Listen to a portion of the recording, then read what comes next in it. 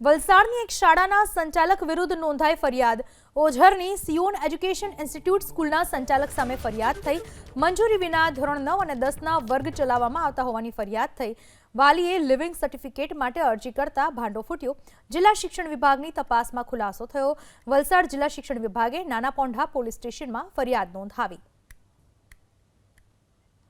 9-10ની મંજૂરી વગર એટલે માન્યતા વગર કોઈ પણ બોર્ડની મંજૂરી નહોતી, ગુજરાત બોર્ડ કે અન્ય બોર્ડની એના વગર ચાલી રહી છે અને ત્યારબાદ સમગ્ર તપાસ કરવામાં આવી।